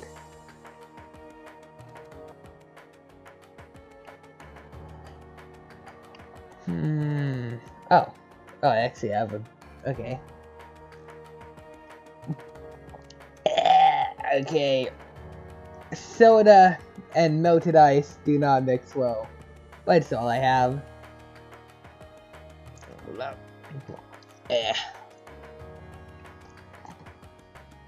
Why am I doing this to myself? Fuck, I can't do that. Disgusting. Yeah. Well, at least I'm slightly more hydrated. What would you like to know, Regulator? You might as well get the most pressing matter out of the way, even if you're not looking forward to talking about it again in any sort of detail whatsoever. Judging by Derry's attitude so far and who he's acquainted with, you're likely going to get more nonsense than you strictly prefer. First off, I would like to follow up on an alibi provided by Bitcoin Crypto. He claimed that the two of you were close. The only semblance of an explanation for his lack of involvement in the crime was that the two of you and a few others were eating together at the time of the incident. As it stands, I'm not very inclined to believe such a flimsy excuse. Did he relay a ludicrous account of our outing to you as well? It's absolutely not how he described it, I assure you. The ridiculous parts, at least, I mean. Really, it's quite adorable to see him much more speechless than usual in certain situations. But yes, he was with me for sure, as well as our other two companions. We're all rather tight-knit, a very solid group, but I do say so myself. Believe me, his attention was stolen and the man himself was wholly occupied through the entire night. And I know for a fact that if anything abnormal was indeed occurring, he would have been a bit more distracted. He wasn't involved in this ordeal. As troubling as he can be at times, I promise Bit is a genuine sweetheart where it counts. You have a really difficult time imagining that in any possible way. From what I understand of the situation, I don't believe it's actually something he would mess with. You're welcome to ask the others too if you'd like, of course. However, unless you happen to find yourself already speaking to them for a different reason, I wouldn't see it being a very effective use of your time. You won't argue with that claim. Most likely, he's right. You'd only be presented with the same unavailing cover story about how much of a good group of friends they are over anything valuable. Nothing said here really proves anything one way or another, but whatever, it's still a dead end unless you can come up with more solid evidence in the future. Also, you just do not want to talk about that guy ever again unless absolutely necessary, so you won't as long as you can help it. You sigh. Sure, I suppose that's enough about him for now. Is that all you came to inquire about, Miss Iopara? Not exactly, no. I also received what appears to be an old flyer for some of your horoscope reading services. I was under the impression that you had mostly stopped doing those, but your history with them leads me to believe you may have some valuable insight on certain occult practices regardless. Indari falls silent for a short moment, freezing in place with a hint of unease, almost as if you had just insulted him in some way. It doesn't last, though, as he quickly recollects himself and doubles back on his former disposition. Talking is hard. I like how everything relaying to him is coated in sparkles. Odd. A flyer? What flyer do you mean? You pull the slip out of paper out of your coat pocket, handing it over to him. He's relatively collected, but still seems rather eager to take it from you. Oh, I completely forgot I had even passed this particular one on! You are correct, though. Unfortunately, I do not get it to do these much anymore. The flyer is absolutely outdated and not very relevant. I've only passed a few of these off in the past to specific individuals I trust. The public gets a bit hectic over the idea, considering my position now. Mostly use it as a means of getting close to me rather than actually holding any interest in the service itself. But I also simply prefer to focus on my performance work instead. Well, even if you stopped entirely at this point, it's not been that long since you were at least somewhat involved. These sorts of practices are usually found in Nishi worship traditions, primarily important to the values of rituals. Certainly that implies you have at least some sort of familiarity with the idea, doesn't it? Wait, why are they... Oh, their arms just... I thought they were like making them vanish somehow. A few other trolls have started to come into the hallway by now. Once again, his presentation shifts slightly, showing a faint glimmer of discomfort. His eyes dart briefly to each of his sides in turn. Does it? I don't believe interest in the subject at large and the associate ideas themselves have to come hand in hand, strictly speaking. Space and the scope of the source can hold an array of meanings and importance to different individuals for different reasons. That's not what I asked. He's dodging the question. You expected this, at least partially, but the more you see from him, the more you wonder why he's acting so secretive and avoidant of the subject. Being overly suspicious is still not something you like to get into a habit of, but sometimes a little concern can prove to be useful in the end.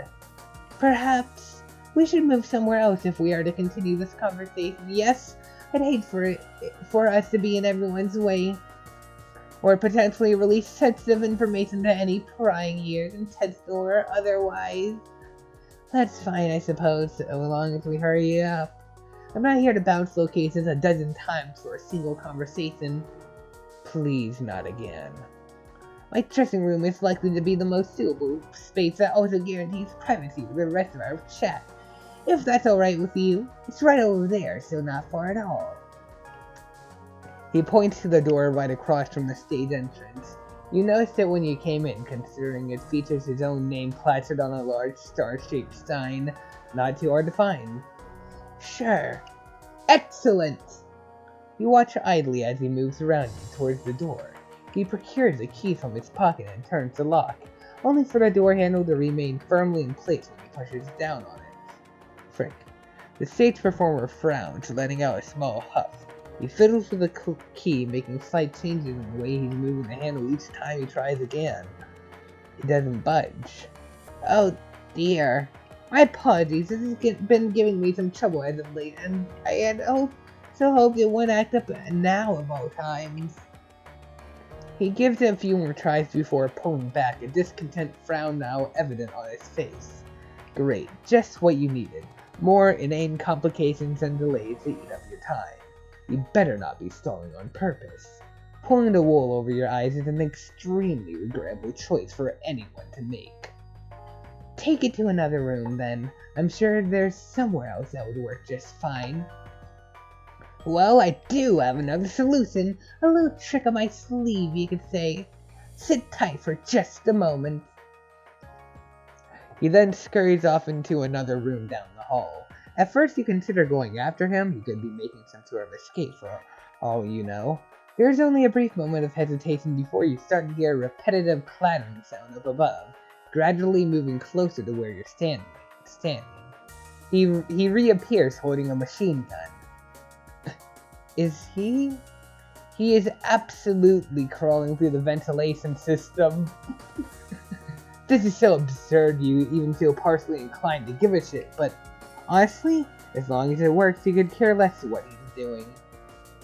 You follow the sounds of his movements. It all comes to a catastrophic conclusion in the form of a loud crash and a yelp coming from inside the room in front of you.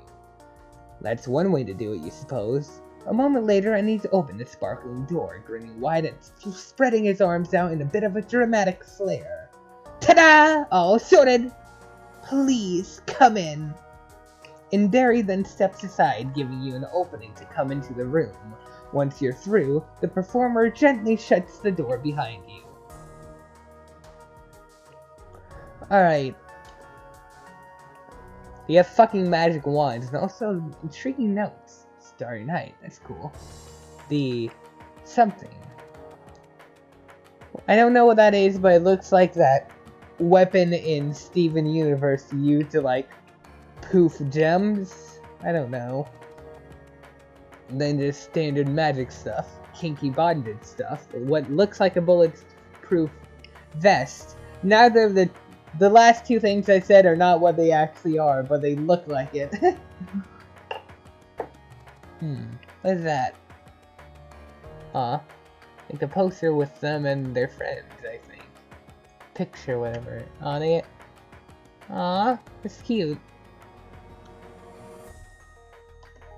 Sorry about the mess. Things are usually at least a smidge tidy around here. The room is a little cluttered, covered in haphazardly strung about articles of clothing and boxes filled with props, along with some miscellaneous personal belongings. It would seem that he spends quite a bit of time in here outside of just preparing himself for shows. Nothing too unusual for the most part, really, except for a particular decorative piece that catches your eye. In the far corner of the room, hanging just above a chase lounge, is a large dual-pronged resonator, the kind that you're certain only belongs to a very specific and supposedly disbanded cult. If he's so keen on hiding any sort of personal cult-related history, why in the world does he have this on display? You're more than welcome to take a seat somewhere if you'd like. I'm fine as I am, I'll keep standing. Very well, not a problem. Now, I would appreciate it if you gave my question a proper answer. A simple yes or no would have been an acceptable start. Your reluctance to provide even that much does not do you any favors as far as convincing me of your own innocence as in this case goes. Well, yes, I can see that. I do not... I do wish to apologize for seeming rather uncooperative a moment prior. That was not the impression I wish to relay by any means. I don't normally talk about these sort of things with strangers, but I do understand the gravity of the situation, and I would hate to withhold anything that could be useful to you. Now that we are out of snooping range, allow me to be more sincere. I'm listening. He strains himself, taking in a steady breath before continuing. Let me get this out of the way. Yes, I do have prior history with some organized fanatic groups, perhaps more so than you may initially guess. However, I have left all those practices and beliefs behind. My avoidance of the subject is due to both personal disdain as well as precaution towards my own safety. The discomfort he displayed earlier now bears a new context. His last words possess a scintilla of genuine fear. You have to tread carefully. He seems willing enough to discuss this, but It's clearly a sensitive topic. Too much prying into his past could be unwise if the interview is to remain cordial. But I do not wish to burden you with excessive personal history on the subject. Provide me as much detail as you see fit. I'm back. I got myself something to drink so I don't frickin' dehydrate to death.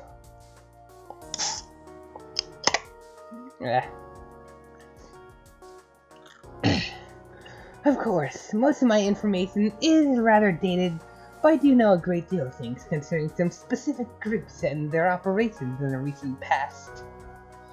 So, I'll share what I can. Well, that's a clearer answer than what you're expecting. Almost a bit disappointing if he really is being truthful right now. I can't help but hope for something a bit more challenging to dig into sometimes.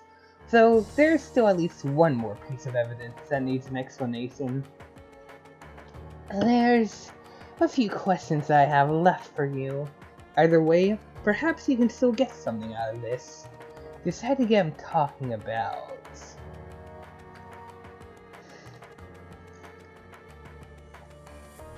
decorative resonator. The mounted item on the wall is not something you can ignore. It's the one thing you have limited knowledge on, but it still concerns you. What you do know is that it's an incredibly rare object to see anywhere, especially under the ownership of someone who claims to lack any sort of religious practice. The small code that uses particular item in rituals is extremely focused on balance as a core principle. They vanished without a trace some time ago, though it's anyone's guess as to why. Maybe they're just hiding. I'd noticed the resonator on display in the corner. I don't claim to know everything about their use, but I do know where it comes from.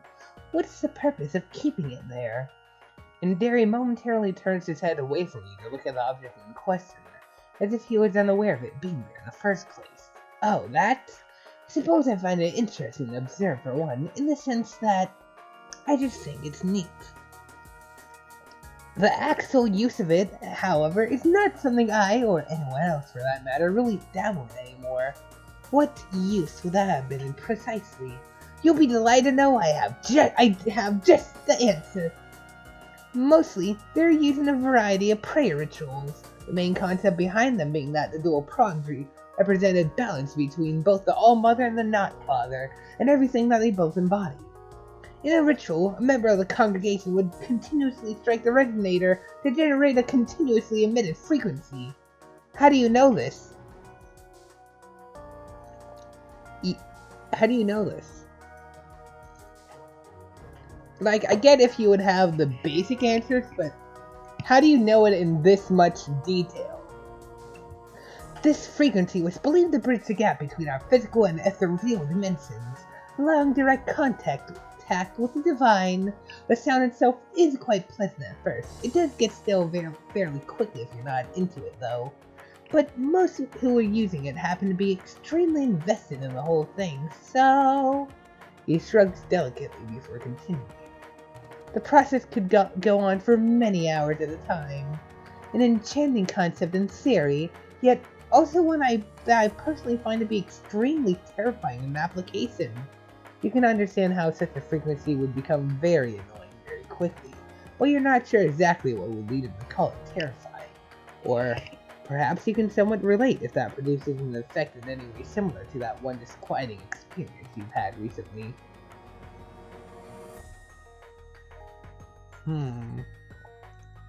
You suppress a shudder.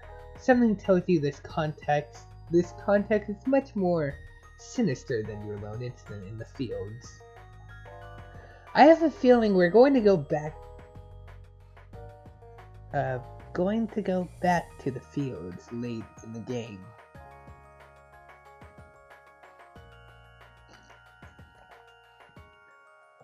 Like, how many volumes is this gonna have, actually? Ignoring that. Snowbound Blood, Troll Call. How does it, this. Codex. 1, 2, 3, 4, 5, 6, 7, 8, 9, 10, 11. Arceus! Oh fuck, wait. Okay, yeah. Hmm.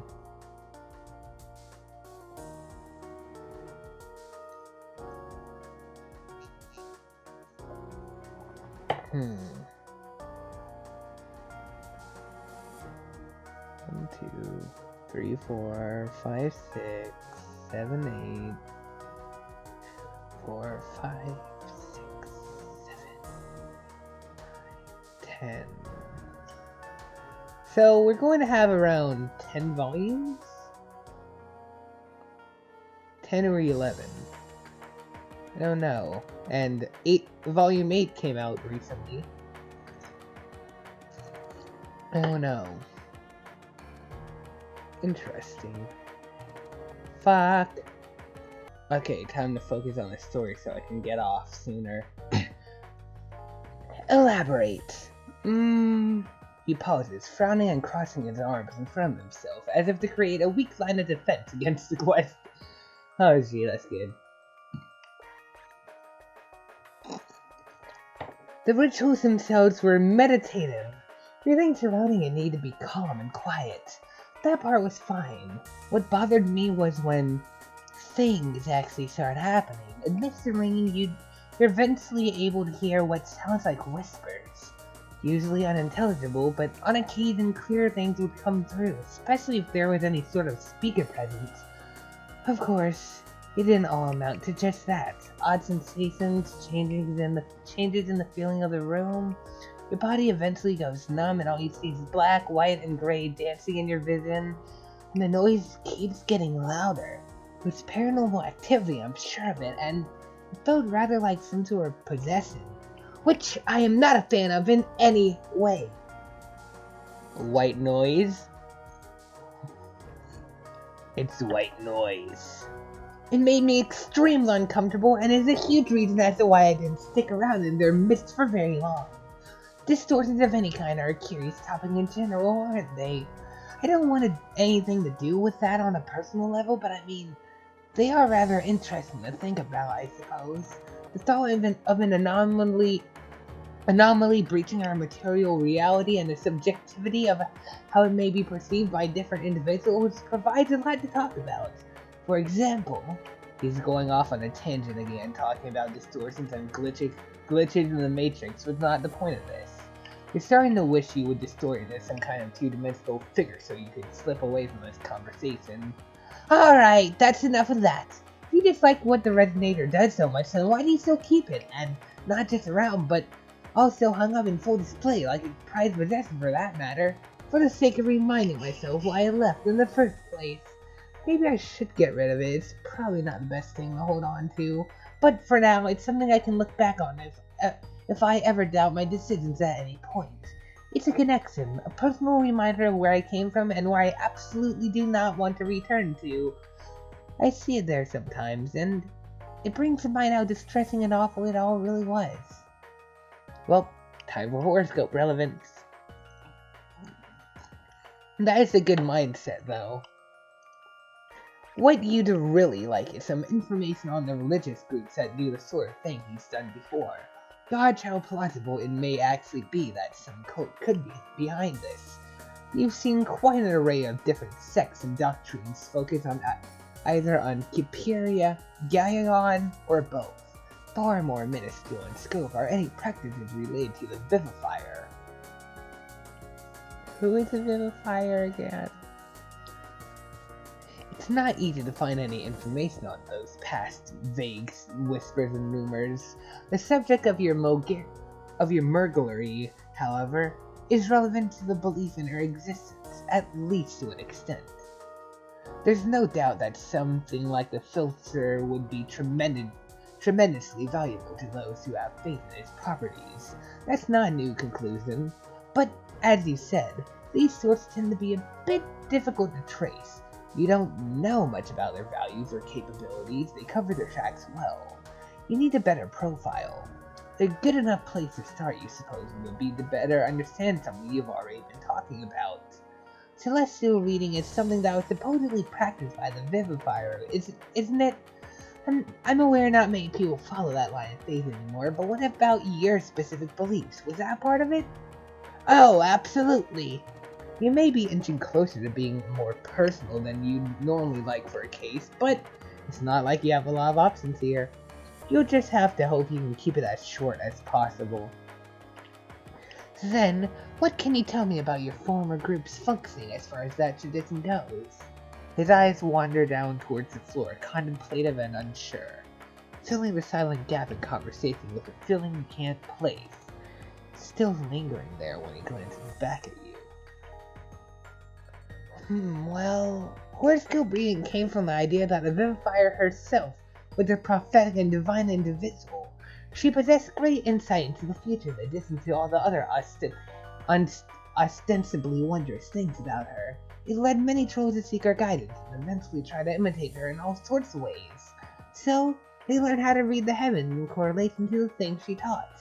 Oh, and his somber mood suddenly brightens back up to a tremendous degree. That also altered perceptions of how the stars in the sky were viewed in general. It started a trend of properly categorizing constellations. The Daughter, for example, is a constellation whose identity changed throughout the Renaissance. At first, it was believed to have been a prophecy of the Vivifier's arrival, so trolls used it to honor her during her time of highest romance. He's not really talking about the cult so much as he is just relaying asterism tales. This sort of history lesson isn't exactly what you were looking for, but you will continue to humor them for the moment. Later, it was also interpreted as a symbol of hope, that either she or a descendant of hers would somehow return to it after she vanished. Of course, there are many other constellations and individual celestial bodies that have their own prescribed meanings. Okay, now you've heard enough. He's just going to keep blabbering about stars unless you intervene. Time to fix that. We're getting pretty off track. Right, sorry. You seem fairly enthusiastic about all of this for someone who claims to not follow the same principles anymore. There's clearly some connection still being harbored here. I was told you no longer do any readings yourself at the present. Have you been lying to me, Mr. Vernier? No, absolutely not. I don't do them anymore at all. Not in the same context, and definitely not as a service to anyone at least. Any interest I now have in this subject comes entirely from a perspective of fascination for cultural history and analysis of its sociological relevance. That I simply adore studying the stars as they are. I don't want to do any readings the way I did them before. It's a bit of a manipulative thing in and of itself, don't you think? Trying to tell someone what they're predisposed to be, or how they should behave at any given time on the expectation of a sacred predetermined outcome? The concept of fate in any form does not exactly leave much room for freedom and personal growth, I'd say.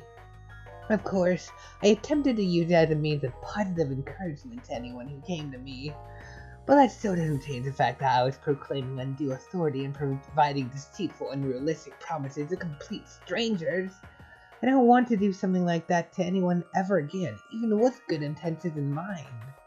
Well, there you have it. It's one of the reasons you dislike those particular kinds of bogus ideas. Too many people willing to exploit others. You can't really bring yourself to disagree with that last sentiment entirely, though, despite any philosophical differences you might have with it theory. Was it intentional manipulation for the sake of authoritative gain in the case of your sect? Without a doubt.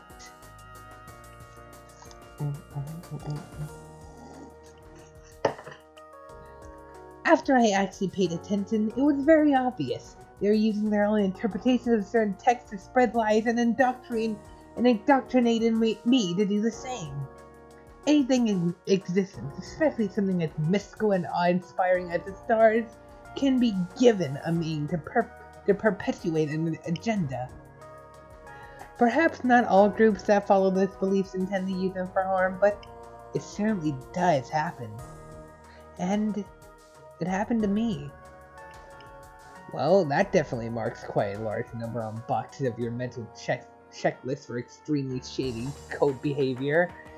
It doesn't really tell you anything pertinent to the case, but weirder and smaller things have become important before. While those were interesting and engaging stories that obviously expanded on some important lore, you're still not certain they'll actually help you locate your thief. The code knowledge doesn't give you anything too direct to look into now, being primarily about a group that supposedly disappeared sweeps ago. You've done a lot of listening to random garbage and not enough sleuthing, much to your displeasure.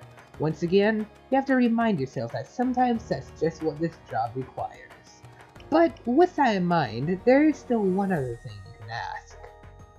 You decide to get talking about the cult now.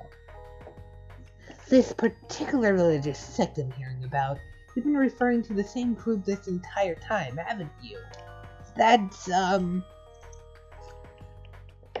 Yes, I have.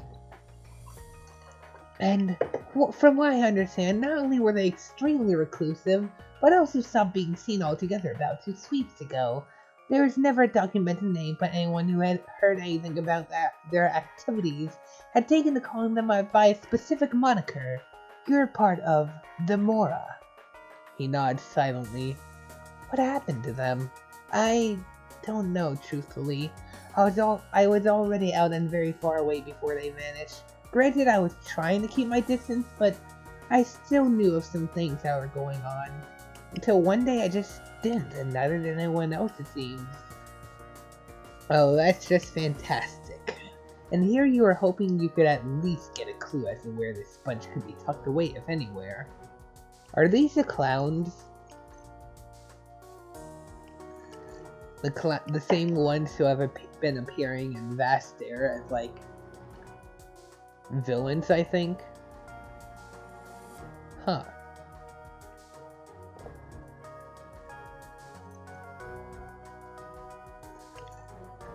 Well, frick. I'll admit that does worry me too. My mind jumps to horrible scenarios, and I don't like the idea that something bad could have happened to anyone, regardless of what I think of them. That's a definite possibility, especially if they were in a particularly large congregation. Do you actually believe they are truly gone? No, I do not. Then here's another question for you. Whether it's the Mora or any other kind of pious syndicate, how far do you think they would go to obtain an artifact substantial enough to claim the promise of eternal life? I think if you said that to almost anyone, faithful or otherwise, they'd feel similarly. Indisputably, many would do just about anything to get their hands on it. That's quite a colossal concept. Who wouldn't at least be curious in some fashion? Considering the state the world is in, whether eternal life would be a positive or a negative thing is an entirely different discussion, but anything that gives hope of correcting the horrible problems this plan has, people are going to flock to it.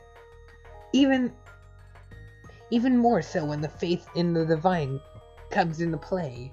Like, you know, the plant sons are both dying at an incredibly rapid rate. Oh, it has 2 sons?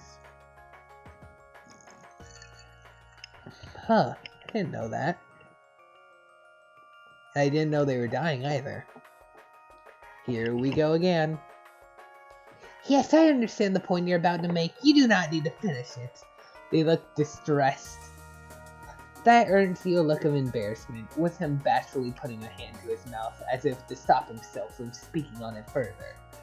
Is there any other groups you'd like to bring to light? I could use something potentially traceable at the very least. The Murthamaniacs. Oh, okay, so the whatever is a completely different group, alright.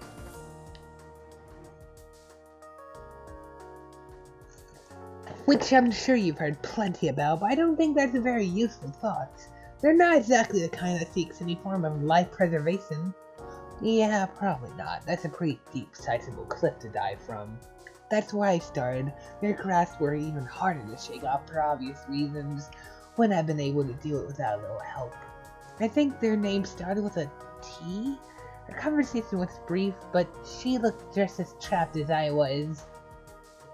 Oh boy.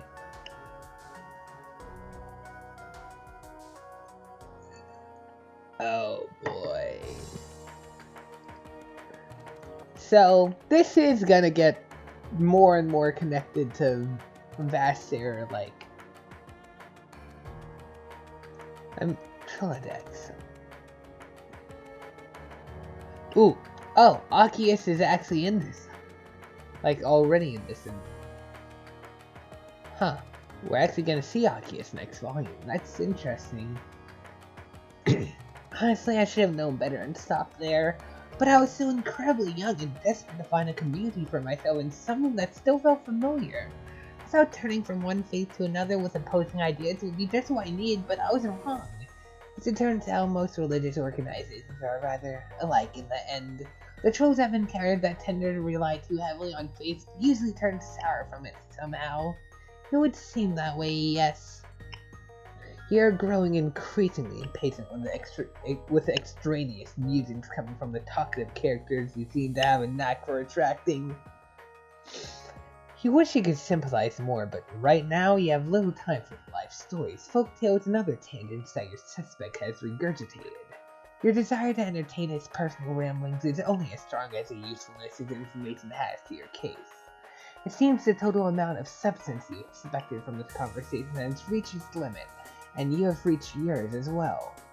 I think I've heard enough for the time being. Oh, you're all done with me then? I hope I didn't derail you too terribly. I don't believe I have anything else that would warrant further discussion. I can't say for sure if it's been the most productive chat, but it was amiable? So yes, I'm finished. Don't worry, I'll see myself out. Thank you for your time, Mr. Vernier. Of course! I wish you only the best of luck in your case, Regulator, and obviously, if there is ever anything I can do to help, I am as open as and present as a nighttime sky. And Derry nods, but he looks just about ready to follow you out despite your previous statement. You suppress a sigh, nodding with what you hope is a sense of finality.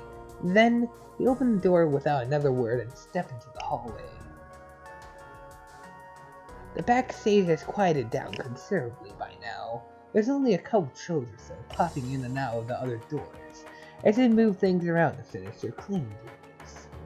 And Derry comes to the doorway behind you. He's either decided to actually send you off or simply wishes to move on as well. Either way, you don't need to stick around here any longer. Just as you're... Fuck. Okay, let's finish this. Just as you are about to go on your way, you catch something out of the corner of your eye, an individual at the end of the hall that strikes you as odd. A troll wearing a dress composed of patches of various colors reminiscent of a panel of stained glass is watching you. She is completely still, peeking around a turn in the hall with a razor-sharp focus. The way she's looking at you suggests much more than simple curiosity over your recent re-emerging.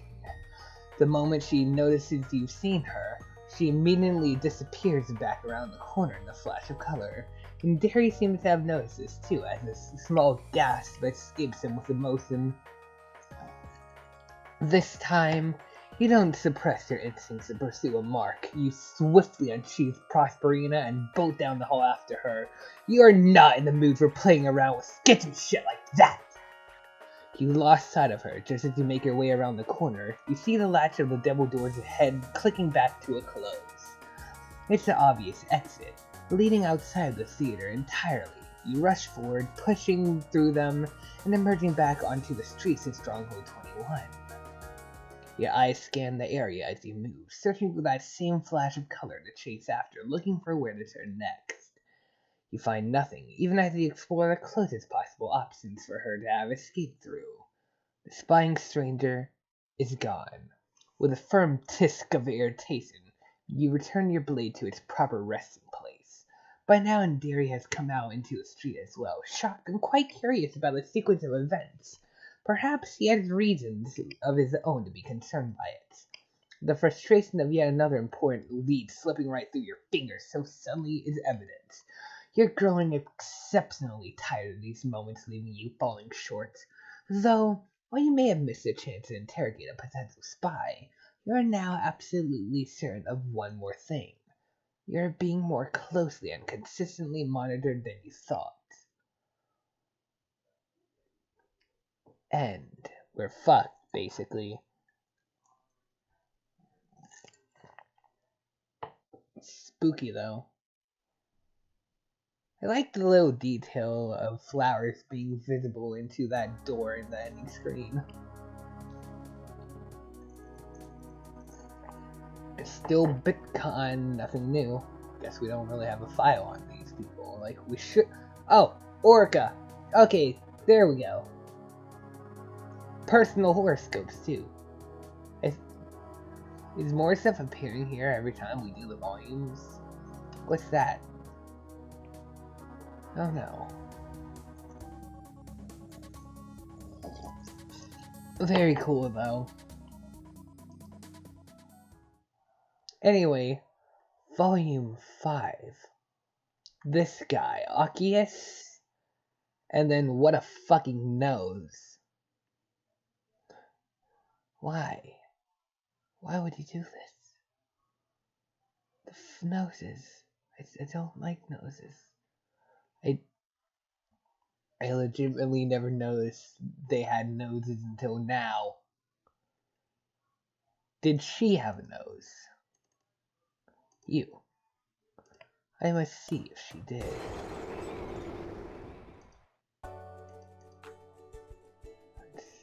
I must find out. Did you have a nose? Yes, you did. Not very obvious, but you did have one.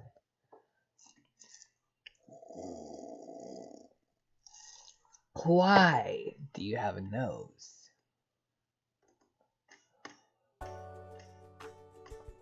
Oh. Oh well, back to main menu. Good. Very good. Well, that's going to end this episode of Snowbound Blood. I have no idea what I'm supposed to expect, but I'm fairly sure we're going to die.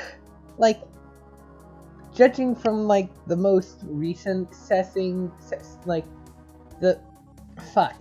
think Cecily, like, is going to die somehow. I'm not sure, but